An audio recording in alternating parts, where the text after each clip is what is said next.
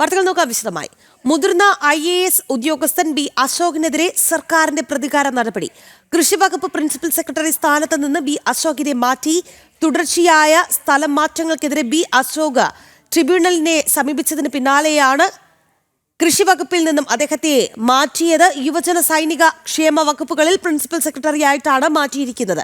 വിവരങ്ങളുമായി MS വീണ ചേരുകയാണ്. വീണ, അദ്ദേഹത്തിനെ തുടർച്ചയായി സ്ഥലം മാറ്റുകയായിരുന്നു. പക്ഷേ ഈ സ്ഥലം മാറ്റങ്ങൾക്കെതിരെ ബി അശോക് ട്രൈബ്യൂണലിനെ സമീപിച്ചിരുന്നു. ഇതിന് പിന്നാലെ വന്ന സ്ഥലമാറ്റം അത് പ്രതികാര നടപടി തന്നെയല്ലേ?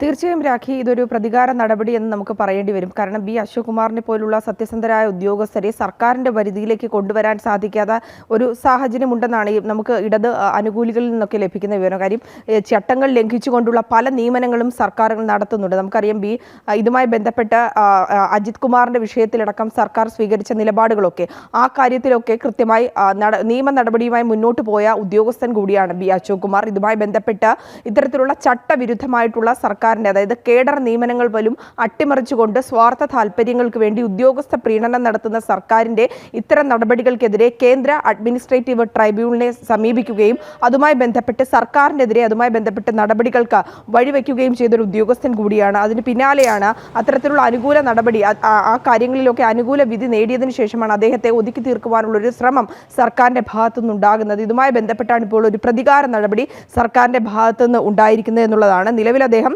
കൃഷി വകുപ്പ് പ്രിൻസിപ്പൽ സെക്രട്ടറിയായി ചുമതല വഹിച്ചുകൊണ്ടിരിക്കുകയായിരുന്നു.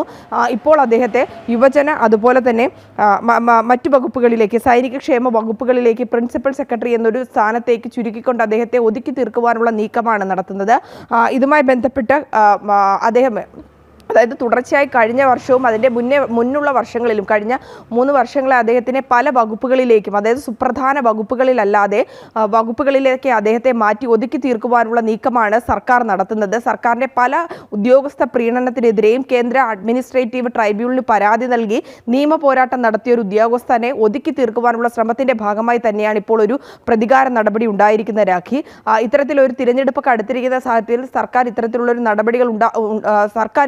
നടപടികൾ സ്വീകരിക്കുന്നു എന്നുള്ളതും ഏറ്റവും പ്രധാനപ്പെട്ട കാര്യം കൂടിയാണ്. നമ്മൾ ഈ MR അജിത് കുമാറിന്റെ വിഷയം കൂടി ചേർത്ത് വായിക്കുകയാണെങ്കിൽ MR അജിത് കുമാറിനെ പലതരത്തിലുള്ള വകുപ്പുകളിൽ അദ്ദേഹത്തിന് ചുമതല നൽകിയിരുന്നു. അതായത് IAS ഉദ്യോഗസ്ഥർ ആണ് ആ ഒരു ചുമതലയിലേക്ക് വരേണ്ടത് എന്നുള്ള സാഹചര്യങ്ങളിൽ പോലും തങ്ങളുടെ പ്രിയപ്പെട്ട ഉദ്യോഗസ്ഥരെ ആ ഒരു പ്രധാനപ്പെട്ട വകുപ്പുകളിൽ എത്തിച്ച് സർക്കാരിന്റെ ചില കാര്യങ്ങൾ നേടിയെടുക്കുന്നതിനും വഴിവിട്ട ചില കാര്യങ്ങൾ നടത്തുന്നതിനുമാണ് ഇത്തരത്തിലുള്ള നിയമനങ്ങൾ നടത്തുന്നതെന്നുള്ള ആക്ഷേപങ്ങളൊക്കെ ശക്തമായിരുന്നൊരു സാഹചര്യം ഉണ്ടായിരുന്നു. അതിന് പിന്നാലെയാണ് IAS അസോസിയേഷന്റെ നേതൃത്വത്തിൽ ഇദ്ദേഹം ബി അശോക് കുമാർ